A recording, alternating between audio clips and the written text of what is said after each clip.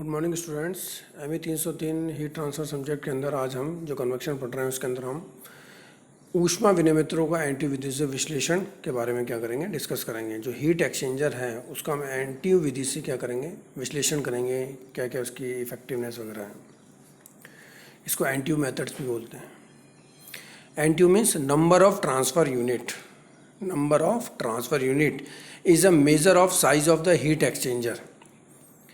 It provide some indication of the size of the heat exchanger. तो जो NTU है उससे हम क्या निकालते हैं, किसी भी हीट एक्सचेंजर के साइज के बारे में क्या करते हैं, मेजर करते हैं। तो number of the transfer unit is a measure of the size of the heat exchanger. NTU होता क्या है? एनटीयू बराबर होता है U A divided by C minimum. U A divided by C minimum, capital C minimum means where U is the, U क्या है, overall heat transfer coefficient, A is the क्या है, area of heat exchanger, and C minimum क्या है, जो heat capacity है, that is a C minimum. तो अगर हम इसको कोल्ड फ्लूइड की बात करें तो एन टी यू बराबर कितना जाएगा, U A divided by M C C, M C C C. ये कब आएगा? सी मिनिमम का मतलब ये हॉट फ्लूइड के लिए हम सी कैलकुलेट करें और कोल्ड फ्लूइड के लिए हम सी कैलकुलेट करें। जिसके लिए भी सी कम आएगा उसकी वैल्यू को हम क्या कर देंगे, नीचे पुट कर देंगे, क्योंकि इसका जनरल फार्मूला तो कितना हो गया, एन टी यू बराबर U A divided by C minimum. अब सी मिनिमम हॉट फ्लूइड का कम आएगा चाहे कोल्ड फ्लूइड का कम आएगा, तो उसके लिए हम उससे रेलेवेंट हम क्या लिख देंगे, इक्वेशन बना देंगे। मान लीजिए पहला हम केस लेते हैं कि हॉट फ्लूइड जो है एम एच सी एच वो ज़्यादा है किससे, एम सी सी सी से। तो इसका मतलब ये हो गया कि एम सी सी सी की वैल्यू क्या कम है, तो इसका मतलब एन टी यू बराबर कितना हो जाएगा, U A divided by M C C C. इसी तरह से मान लीजिए अगर एम एच सी एच की वैल्यू क्या है, एम सी सी सी से कम है, तो इसका मतलब ये हो गया कि एम एच सी एच की वैल्यू क्या है, कम है। इसलिए एन टी यू बराबर कितना हो गया, U A divided by M H C H. तो हमारे पास एन टी यू बराबर क्या हो गया, U A divided by M C minimum. और एम सी मिनिमम को क्या लिख सकते हैं, सी मिनिमम लिख सकते हैं, क्योंकि सी मिनिमम क्या है, स्टोरेज कैपेसिटी, वो बराबर क्या होती है, एम सी होती है। तो जिसकी एम सी कम है उसकी वैल्यू यहाँ पर आ जाएगी। तो एन टी यू का जनरल फार्मूला है, नंबर ऑफ ट्रांसफर यूनिट का जनरल फार्मूला कितना आ गया, U A divided by C minimum. पहली बात क्लियर। इसके बाद में हम क्या कहते हैं, ऊष्मा विनिमयत्र जो हीट एक्सचेंजर होते हैं उनकी प्रभाविकता क्या होती है, उनकी इफेक्टिवनेस क्या होती है। तो इफेक्टिवनेस को हम एप्सिलॉन से बता रहे हैं, ये होती है एक्चुअल हीट ट्रांसफर। एक्चुअल में कितना हीट ट्रांसफर होता है divided by maximum possible heat transfer. Actual में कितना हीट ट्रांसफर हो रहा है और मैक्सिमम कितना पॉसिबल हीट ट्रांसफर हो सकता है उस पर्टिकुलर हीट एक्सचेंजर से, इसके रेशियो को हम क्या बोलते हैं, हीट एक्सचेंजर इफेक्टिवनेस बोलते हैं, और ऊष्मा विनिमयत्र की प्रभाविकता भी बोलते हैं। तो हमने फार्मूला लिख दिया, एप्सिलॉन बराबर actual heat transfer rate divided by maximum possible heat transfer. Clear. तो अगर हम एक्चुअल निकालें, क्यू एक्चुअल निकालें, तो कितना हो जाएगा, ये हॉट फ्लूइड के लिए निकालें तो M H C H bracket T H one minus T H to.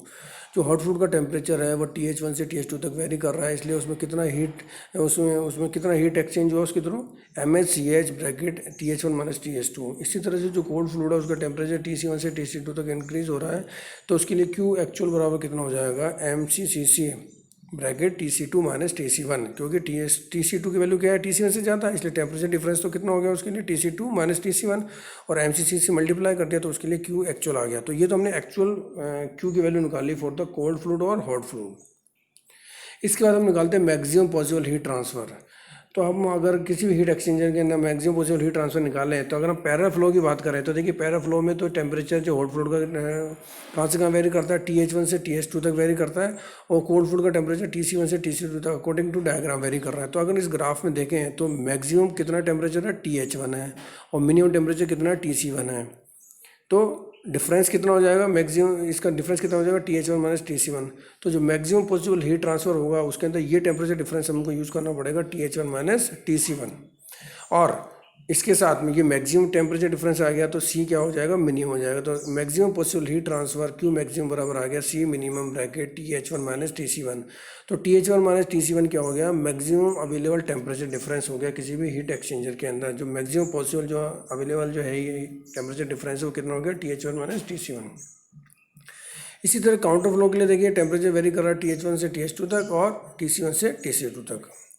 तो अब अगर हम एक्साइलन की वैल्यू निकालें, इफेक्टिवनेस की वैल्यू निकालें, तो एक्चुअल हीट ट्रांसफ़र तो कितना हो गया M H C H divide bracket T H one minus T H two divided by maximum possible heat transfer हमने निकाला कितना C minimum bracket T H one minus T C one.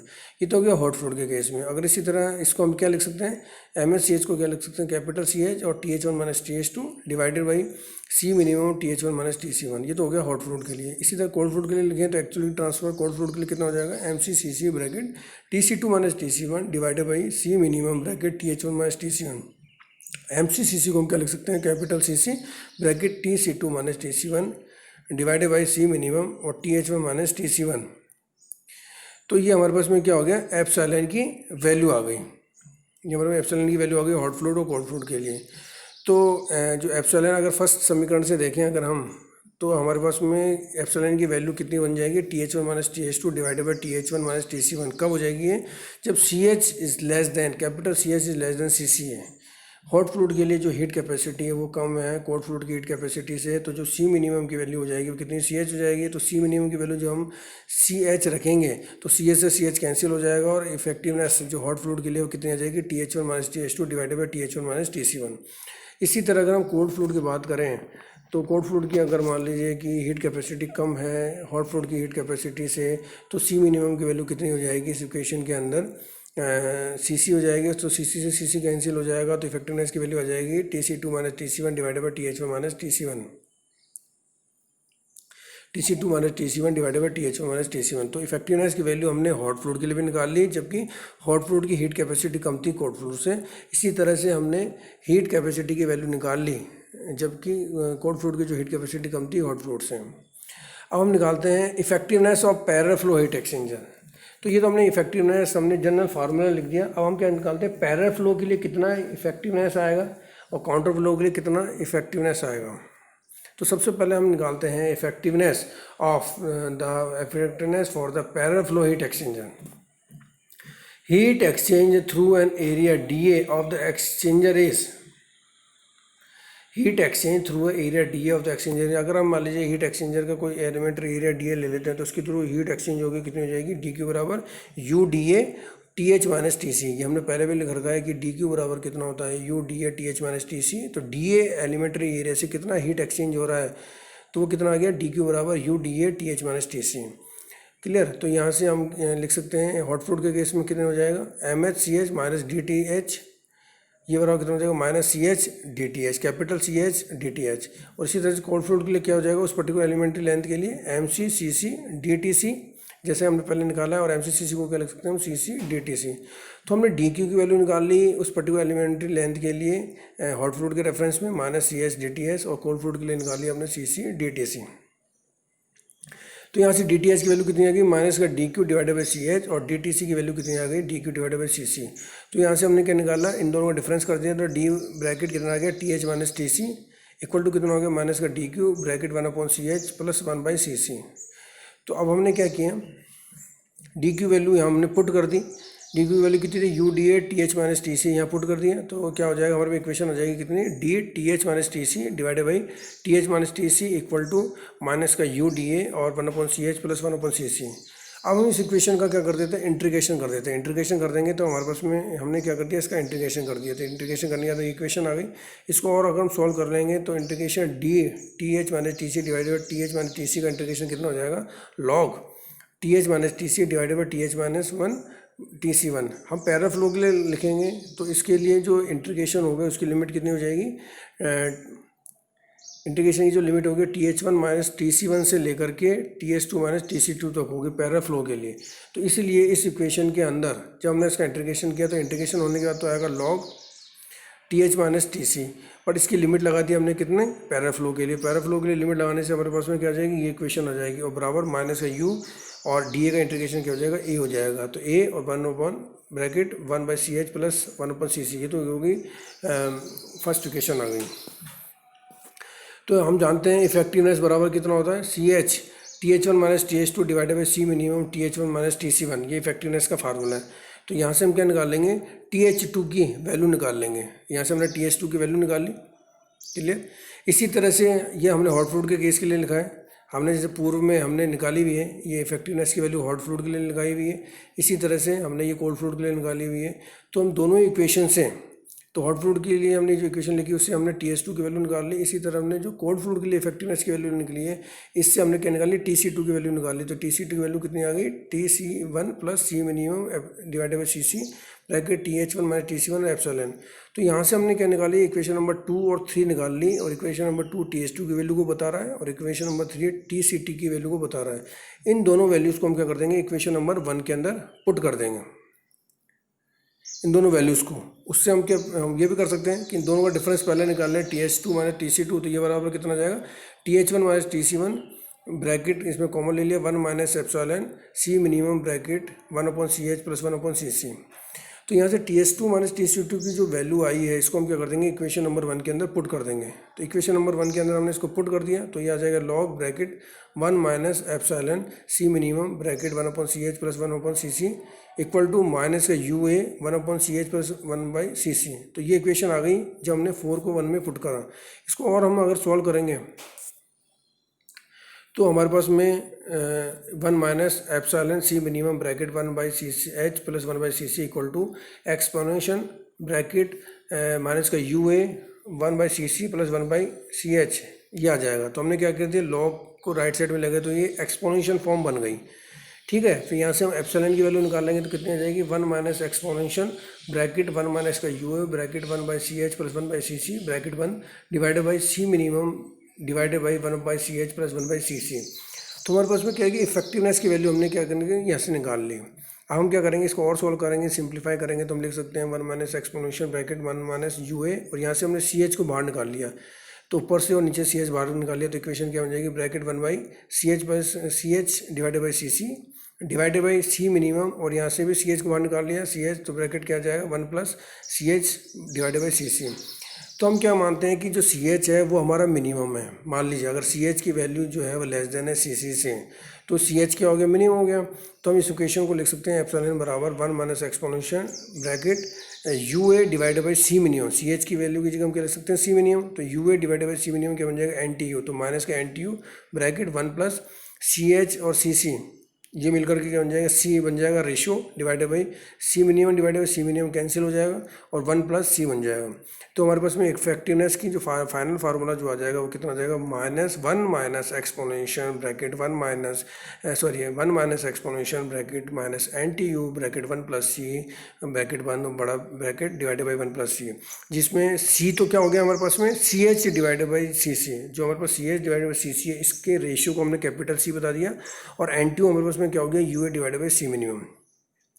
तो ये हमने हॉट फ्लूइड के लिए निकाला है, जबकि हॉट फ्लूइड की जो हीट कैपेसिटी जो CS थी वो कम थी CC से। इसी तरह से हम कोल्ड फ्लूइड के लिए भी क्या निकाल सकते हैं, हीट कैपेसिटी निकाल सकते हैं। जब मान लीजिए कि CC की वैल्यू लेस देन हो CS से, तो उस केस के अंदर जो CC हो जाएगा वो क्या हो जाएगा, C मिनिमम हो जाएगा। उस केस में भी अगर इफेक्टिवनेस की वैल्यू निकालेंगे तो यही आएगी। तो चाहे हॉट फ्लूइड के लिए निकालें, अच्छा कोल्ड फ्लूइड के लिए निकालें इफेक्टिवनेस की वैल्यू, जिसकी कि हीट कैपेसिटी, चाहे मान लीजिए हॉट फ्लूइड के लिए हीट कैपेसिटी मिनिमम हो, चाहे कोल्ड फ्लूइड के लिए हीट कैपेसिटी मिनिमम हो, मतलब CH की वैल्यू मिनिमम हो चाहे CC की वैल्यू मिनिमम हो, इफेक्टिवनेस का फार्मूला पैरेलल फ्लो के लिए, समांतर प्रवाह के लिए यही आएगा। कितना, एप्सिलॉन बराबर 1 - exponential bracket minus NTU bracket 1 + C divided by 1 + C। तो हमने क्या निकाला, इस तरह से हमने पैरेलल फ्लो के लिए, समांतर फ्लो के लिए इफेक्टिवनेस का फार्मूला निकाल लिया है। इसी तरह से हम क्या निकालेंगे, काउंटर फ्लो के लिए भी इफेक्टिवनेस का फार्मूला कैलकुलेट करेंगे। तो अब हम क्या निकालते हैं, effectiveness for the counter flow heat exchanger. तो heat exchange through an elementary area of the exchange इस कितना हो जाएगा, जैसे पहले निकालना था DQ बराबर UDA ब्रैकेट TH - TC, और ये इसको और अगर ये हॉट फ्लूइड के लिए करेंगे तो कितना आ जाएगा CH - DTH, और कोल्ड फ्लूइड के लिए कितना आ जाएगा CC ब्रैकेट - DTC। तो हम पहले कैलकुलेट कर चुके हैं। उसी तरह से DTH बराबर कितना आ जाएगा, माइनस का DQ डिवाइडेड बाई CH, और DTC की वैल्यू कितनी आ जाएगी, माइनस का DQ डिवाइडेड बाई CC। तो यहाँ से TH - TC बराबर कितना आ जाएगा, DQ bracket 1/CC minus 1/CH, जैसे कि हमने पहले भी कैलकुलेट किया था लॉगरिथमिक मीन टेम्परेचर जब डिफरेंस कैलकुलेट किया तब भी हमने यही क्या किया था, डेरिवेशन किया था। तो यहाँ से हम क्या करेंगे, इसके अंदर डिवाइड कर देंगे, यहाँ से DQ की वैल्यू पुट कर देंगे, और DQ वैल्यू पुट कर देंगे UDA TH - TC, तो TH - TC को नीचे लिया है तो हमारे पास इक्वेशन बन गई TH - TC divided by TH - TC equal to UDA bracket 1/CC minus 1/CH। इसका हमने इंटीग्रेशन कर दिया पहले की तरह, इंटीग्रेशन करके लिमिट लगा दिया। अब हमको लिमिट लगाते हुए ध्यान रखना चाहिए कि इनलेट कंडीशन में जो लिमिट है वो कितनी है, TH1 माइनस TC2, और आउटलेट कंडीशन में जो लिमिट है वो कितनी है, TH2 माइनस TC1। तो हमने ये लिमिट लगाई है। देखिए जब इंटीग्रेशन कर रहा तो क्या हो गया, log TH2 माइनस TC1 और divided by TH1 minus TC2। तो हमको बस लिमिट का ध्यान रखना है कि पैरेलल फ्लो में क्या लिमिट लगेगी और काउंटर फ्लो में क्या लिमिट लगेगी। इक्वल टू यू और डी ए का इंटीग्रेशन ये बन गया 1/cc माइनस 1/ch। तो हमने क्या कर दिया, इसकी इंटीग्रेशन लिमिट हमको याद रखनी कहाँ से कहाँ लगाई है, TH1 माइनस TC2 से लेकर के TH2 माइनस TC1 तक लगाई है।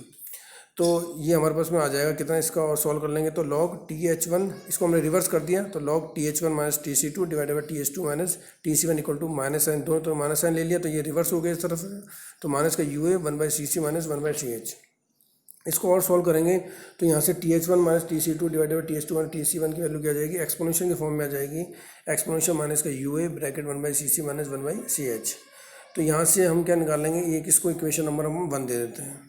तो अब हम वापस जैसे पहले हमने किया था कि इफेक्टिवनेस की वैल्यू निकालेंगे हम हॉट फ्लूइड के लिए और कोल्ड फ्लूइड के लिए। तो इफेक्टिवनेस की वैल्यू हमने निकाली है, एप्सिलॉन की वैल्यू कितनी आ गई, TH bracket TH1 minus TH2 सी मिनिमम TH1 माइनस TC1, और कोल्ड फ्लूइड के लिए कितनी हो जाएगी, CC ब्रैकेट TC2 minus TC1 divided by C minimum और TH1 माइनस TC1। तो यहाँ से हमने TH2 की वैल्यू निकाली और TC2 की वैल्यू हमने निकाली जैसे पहले निकाली थी, और TH2 और TC2 की वैल्यू को हमने क्या निकाल दिया, निकाल करके इक्वेशन नंबर 1 के अंदर क्या कर दिया, पुट कर दिया। जब इसको पुट करेंगे और उसको सॉल्व करेंगे तो हमारे पास में एप्सिलॉन की जो वैल्यू आ जाएगी वो आ जाएगी 1 माइनस एक्सपोनेंशियल ब्रैकेट माइनस का UA bracket 1/cc minus 1/ch divided by C minimum bracket 1/cc minus 1/ch exponential bracket minus UA bracket 1/cc minus 1/ch bracket 1। तो इसको और हम सॉल्व करेंगे तो क्या आ जाएगा, 1 माइनस एक्सपोनेंशियल ब्रैकेट माइनस का UA, यहाँ से हमने CC बाहर निकाल लिया bracket 1 minus CC divided by CH। इसी तरह से नीचे से भी हमने CC बाहर निकाल लिया तो क्या हो जाएगा, C minimum divided by CC bracket 1 minus CC by CH exponential bracket minus का UA और 1 minus CC divided by CH। तो हम ये मान के चलते हैं इस बार कि CC जो है उसकी वैल्यू क्या CH से कम है, तो CC की जो वैल्यू हो जाएगी वो सी मिनिमम के इक्वल हो जाएगी और CH वो सी मैक्सिमम के बराबर हो जाएगी। तो एप्सिलॉन की वैल्यू कितनी हो जाएगी, 1 माइनस एक्सपोनेंशियल ब्रैकेट माइनस का UA C minimum bracket 1 minus C minimum divided by C maximum divided by C minimum divided by C minimum bracket 1 minus C minimum divided by C maximum bracket exponential bracket minus का UA C minimum bracket 1 minus C minimum divided by C maximum. ये हमने क्या कर दिया, CC की value को तो सी minimum मान लिया और CH की वैल्यू को सी मैक्सिमम मान लिया, और इन वैल्यूज़ को हमने क्या कर दिया, इक्वेशन में पुट कर दिया। इसको सॉल्व कर लेंगे तो हमारे पास में एप्सिलॉन की वैल्यू आ जाएगी 1 माइनस एक्सपोनेंशियल ब्रैकेट माइनस का NTU ब्रैकेट 1 माइनस का C डिवाइडेड बाई 1 माइनस का C एक्सपोनेंशियल ब्रैकेट माइनस का NTU bracket 1 minus C bracket 1 capital bracket. तो हमने क्या निकाल लिया, ये इफेक्टिवनेस की वैल्यू निकाल ली फॉर द कोल्ड फ्लूइड, जब कोल्ड फ्लूइड की हीट कैपेसिटी कम थी। इसी तरह से अगर हम हॉट फ्लूइड की हीट कैपेसिटी कम हो कोल्ड फ्लूइड से तब निकालेंगे तो ये इफेक्टिवनेस की वैल्यू भी यही आएगी। तो हम दोनों के लिए इफेक्टिवनेस की वैल्यू कॉमन लिख सकते हैं। इफेक्टिवनेस बराबर कितना आ गया, 1 माइनस एक्सपोनेंशियल ब्रैकेट माइनस का NTU ब्रैकेट 1 माइनस का C bracket 1 divided by 1 minus का C एक्सपोनेंशियल ब्रैकेट माइनस का NTU ब्रैकेट 1 माइनस का C। तो इस तरह से आज हमने पैरेलल फ्लो के लिए, समांतर फ्लो के लिए इफेक्टिवनेस का फार्मूला निकाला तथा जो काउंटर फ्लो है, प्रतिप्रवाही फ्लो है, उसके लिए इफेक्टिवनेस का फार्मूला निकाला और इफेक्टिवनेस की जो डेफिनेशन उसको परिभाषित किया। तो आप लोगों को ये समझ में आ गया होगा कि इफेक्टिवनेस क्या होती है और NTU मेथड से किस तरह से हम इसका हीट एक्सचेंज निकाल सकते हैं, इफेक्टिवनेस वगैरह निकाल सकते हैं। तो ये जो हमारा कन्वेक्शन जो संवहन चैप्टर था वो क्या हो जाता है, कंप्लीट हो जाता है। नेक्स्ट टर्म पर हम इससे रिलेटेड न्यूमेरिकल्स करेंगे और कुछ प्रॉब्लम को क्या करेंगे, डिस्कस करेंगे। Thank you.